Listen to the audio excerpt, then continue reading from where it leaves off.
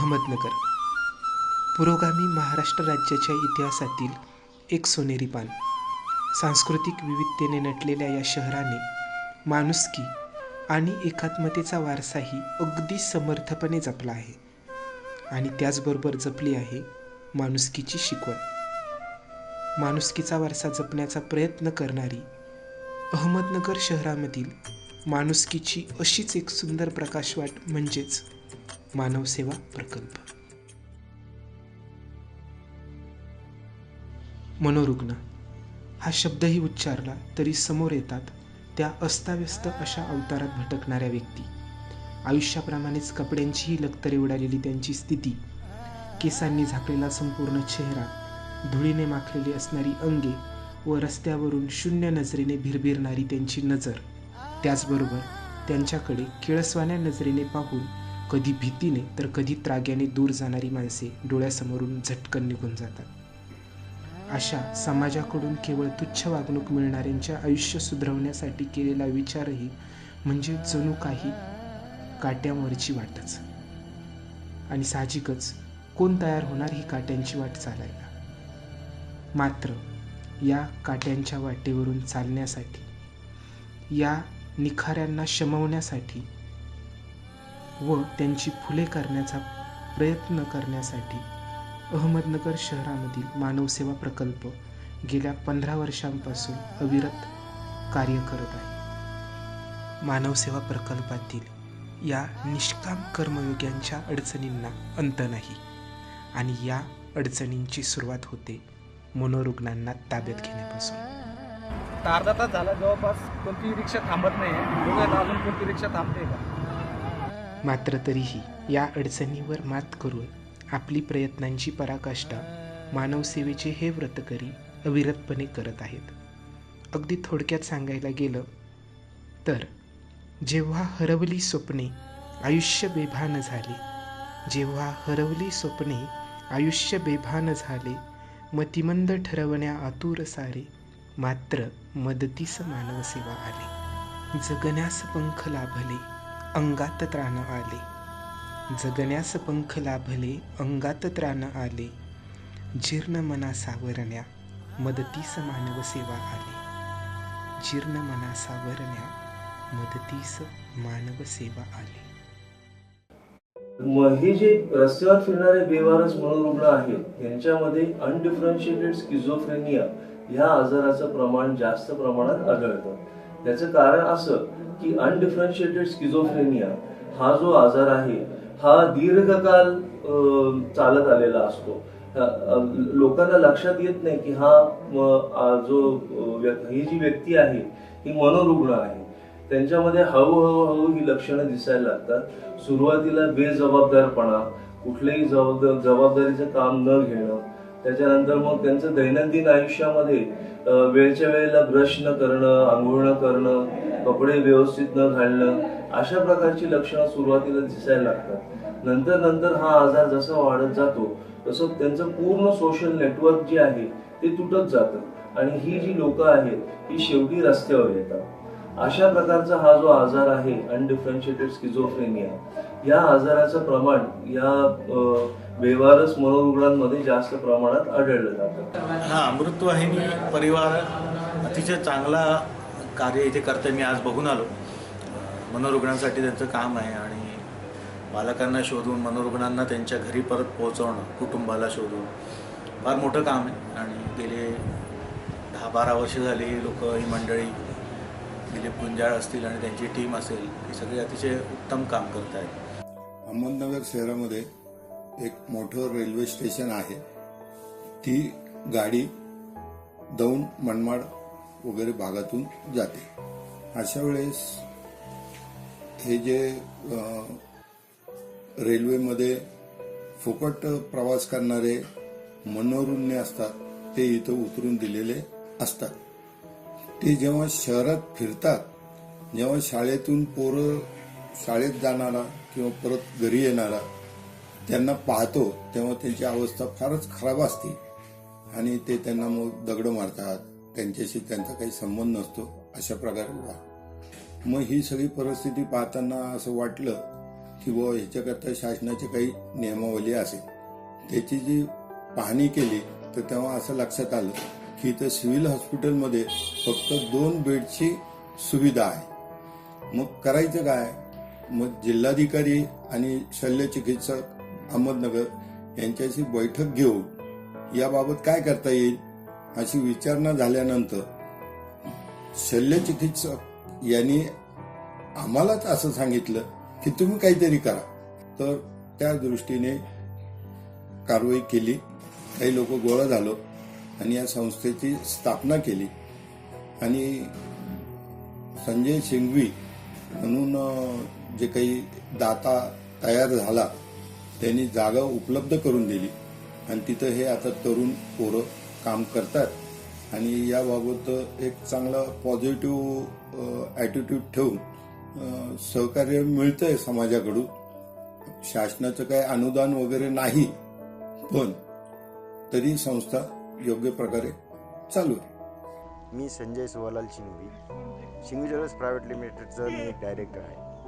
माझा पूर्ण व्यवसाय हा ज्वेलरी शॉपमधलाच आहे. माझी पूर्ण फॅमिली ही वेगवेगळ्या सामाजिक कार्यात भाग घेते. माझे जे वडील आहेत ते रेड लाईट एरियातल्या मुलांवर काम करतात. मला ज्यावेळेस माहीत पडलं दिलीप गुंजाळ हे एक रस्त्यावरच्या बेवारस मनोरुग्णांसाठी काम करत आहेत आणि त्यांची माझी ओळख झाली. ज्यावेळेस मी संस्थेला काही अडचणीत असं विचारल्यावर त्यांनी जागेची एक अडचण सांगितली होती. तर ही जागेची अडचण माझ्याच्या परीने जेवढी होती तेवढी मी सॉल्व्ह करायचा प्रयत्न केला. खरोखरच असा विषय का आपण एक रस्त्याने जाताना पाहाल तर तुम्हाला खूप असे मनोरुग्ण भेटतील. तर ह्या मनोरुग्णांचं काय करायचं? ते पण एक जीव आहेत, त्यांच्यात पण आत्मा आहे. त्यांचं पुनर्वसन झालं पाहिजे, त्यांना औषधोपचार झाले पाहिजेत आणि ही सर्व कामं या संस्थेत केली जातात. नमस्कार, मी अतिक शेख, अहमदनगरमधील एक हॉटेल व्यावसायिक असून सामाजिक कार्यात जमेल तसं मी प्रयत्न करत असतो, कामं करत असतो. शहरातील बेवारस फिरणाऱ्या रुग्णांसंदर्भात मी नेहमी अहमदनगरचे प्राध्यापक आमचे मित्र बेदरकर सर यांच्याशी नेहमी चर्चा करत असे. त्या संदर्भात काही करण्याबाबत त्यांच्याशी आम्ही बोलत असू. त्यांच्याशी बोलता बोलता त्यांनी या संदर्भात एक प्रोजेक्ट सुरू केले असल्याचे सांगितले आणि मी त्यांच्यासोबत या प्रकल्पाला भेट दिली. रस्त्यावर फिरणारे बेवारस रुग्ण, मनोरुग्ण यांना आणून येथे उपचार केले जाते. त्यांना औषध उपचार करून त्यांच्या घराचा निवासाचा पत्ता शोधून त्यांना त्यांच्या घरी पाठवले जाते. हे एक अतुलनीय कामगिरी हा प्रोजेक्ट करत आहे. मी या प्रकल्पाशी 4 वर्षापूर्वी जोडले गेलो. जेव्हा एक बेवारस रुग्णाला मी इथं आणण्यासाठी येथील प्रकल्प प्रमुख दिलीप सरांशी संपर्क साधला. त्यांनी ज्या पद्धतीने त्या रुग्णाला येथे आणलं आणि त्याच्यावर उपचार करून त्या रुग्णाला घरी पाठवलं, ती सगळी पद्धती पाहून मी खूप प्रभावित झालो. नमस्कार, मी प्राध्यापक प्रीतम बेदरकर, अहमदनगर महाविद्यालयामध्ये मानसशास्त्र विषयाचं अध्यापन करतो. आणि मागं जे मानव सेवा प्रकल्प अशा पद्धतीचे एका प्रकल्पाचं नाव पाहत आहात, त्याच्याशी गेले 4 वर्षे मी जोडला गेलेलो आहे. खरं त्या संस्थेशी जोडण्यामागे फार रंजक असा इतिहास आहे. अगदीच थोडक्यात सांगायचं झालं तर संस्थेचं कार्य पाहणारे श्री दिलीप गुंजाळ यांनी एका मानसिकदृष्ट्या अक्षम अशा मुलाला आमच्या समोर आणलं होतं आणि त्या मुलाच्या पुनर्वसनाच्या अनुषंगानं तो बऱ्यापैकी आम्हाला विनंती करत होता, पाठपुरावा त्या प्रकरणाचा करत होता. आणि हा पाठपुरावा करत असताना खरं तर सुरुवातीची आमची ताणलेली नाती, त्यानंतर मनोरुग्ण, मनोविकलांग, दिव्यांग अशा लोकांच्या पुनर्वसनासाठी कार्य करणाऱ्या या दिलीप गुंजाळची तळमळ, या सगळ्या गोष्टी लक्षात आल्या. आणि त्यानंतर म्हटलं दिलीप काम तरी काय करतो म्हणून आपण पाहायला हवं. तिथून खऱ्या अर्थानं दिलीपशी मी जोडला गेलो. हळूहळू मानवसेवा प्रकल्प त्याच्यामध्ये माझं जाणं येणं वाढलं. आणि इथं आल्यानंतर मला एक प्रकर्षानं बाब लक्षात आली की रस्त्यावर भरकटणारे, भटकणारे जे काही बेवारस मनोरुग्ण आहेत तर प्रामुख्यानं हे लोक संस्थेमध्ये दाखल होतात आणि संस्थेत दाखल झाल्यानंतर पुढं काय, तर बऱ्याचदा आपल्याला प्रश्नांची उत्तर मिळत नाही. मला असं वाटतं की दिलीप ह्या मानवसेवा प्रकल्पामधून जे काही कार्य करतो आहे त्याच्यामधून खरं मला उत्तर मिळालं की रस्त्यावरती फिरणारे बेवारस असे जे मनोरुग्ण आहेत तर त्यांना इथं फक्त तात्पुरता निवारा दिला जातो आणि एकदा हे लोक मानसिकदृष्ट्या काहीसे स्वस्थ व्हायला लागले की लागलीच त्या लोकांचा त्यांच्या कुटुंबामध्ये पुनर्वास करण्यासाठी इथं प्रयत्न सुरू व्हायला लागतात. ही कल्पना खऱ्या अर्थानं मला खूप आवडली आणि त्याच्यामागची माझी भूमिका देखील ही अशी आहे की लोकांना फक्त आपण संस्थेत दाखल करत बसलो तर संपूर्ण समाजच संस्थात्मक बनायचा, पण त्यापेक्षा समस्या असणाऱ्या व्यक्तीला तात्पुरती मदत केली, ती व्यक्ती स्वस्थ झाली आणि त्यानंतर त्या व्यक्तीला आपण तिच्या कुटुंबामध्ये तिचं पुनर्वसन केलं, त्यासाठी सहयोग दिला, तर हे खऱ्या अर्थानं काम असेल.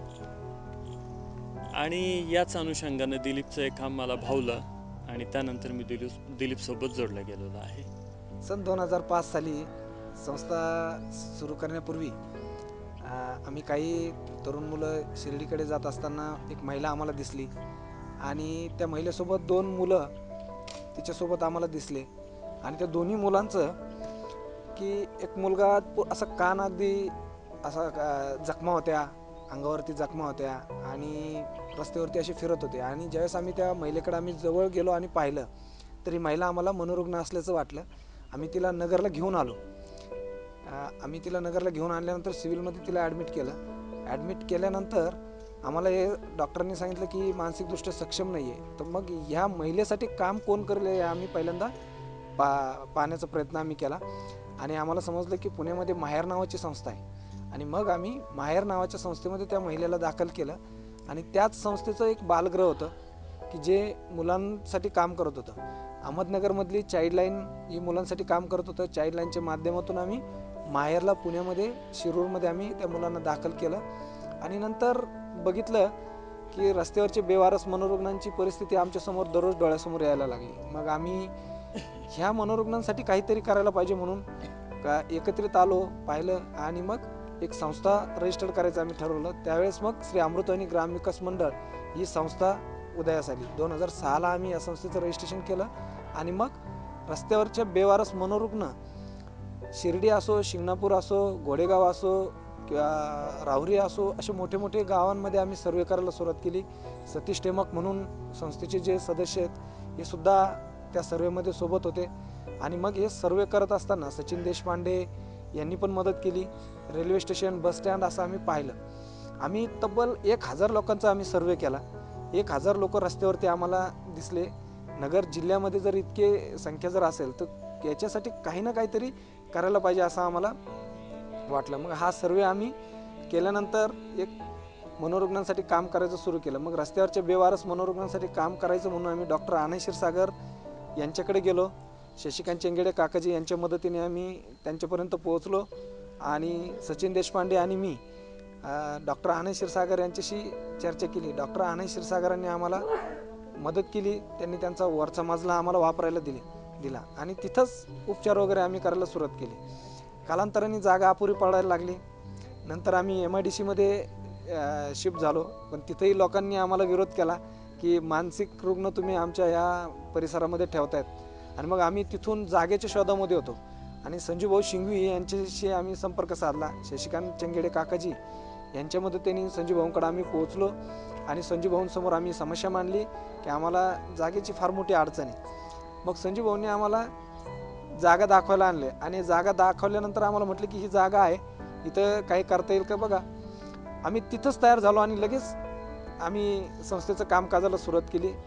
2009-10ला संस्थेचं कामकाज प्रत्यक्षात सुरू केलं आणि त्या कामानंतर आम्ही आरणगाव शिवारामध्ये इकडं संजूभाऊंनी जी जागा दिली तिथं रस्त्यावरच्या बेवारस मनोरुग्णांसाठी मानव सेवा नावाचा प्रकल्प आम्ही सुरू केला. मानव सेवा या प्रकल्पाच्या माध्यमातून रस्त्यावरील बेवारस मनोरुग्णांसाठी आम्ही काम करतो.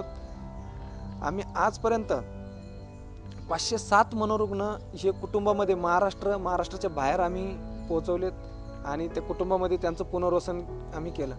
खरं तर मानसिकदृष्ट्या सक्षम नसलेल्या लोकांना उपचाराने हे बरे होतात आणि उपचार करून हे यांना जर आपण कुटुंबामध्ये पोहोचवलं तर नक्कीच पुनर्वसनाची संकल्पना खऱ्या अर्थाने बदलेल.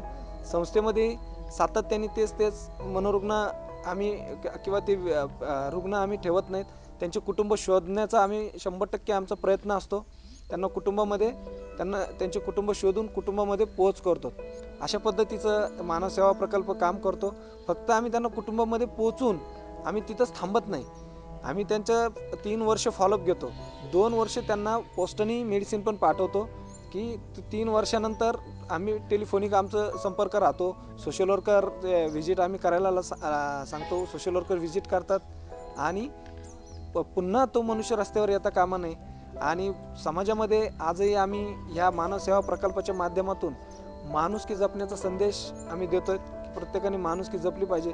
रस्त्यावर जर बेवारसपणे मनोरुग्ण महिला असतील, पुरुष असतील, हे जर भटकत असतील तर निश्चित त्यांनाही जगण्याचा अधिकार आहे. माणूस म्हणून जगण्याचा त्यांना अधिकार आहे आणि त्या अधिकाराच्या आम्ही त्यांना माणूस म्हणून जगण्यासाठी आम्ही अधिकार मिळवून देण्यासाठी काम करतो.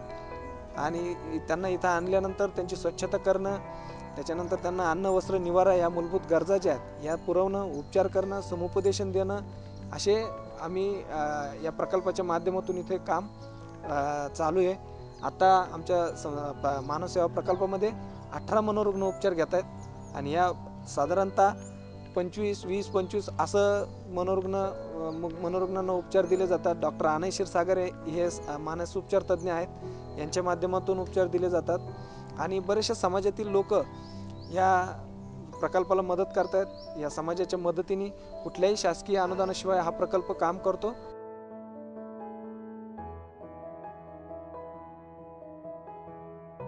मानवसेवेचे अविरत कार्य करणाऱ्या या अलौकिक प्रयत्नांसाठी ही छोटीशी काव्यवंदना.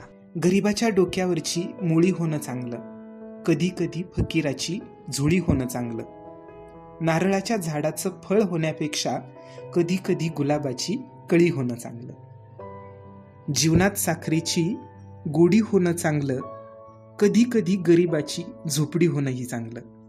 विषमतेची विषारी रूढी होण्यापेक्षा घरोघरी समतेची गुढी होणं चांगलं. धन्यवाद.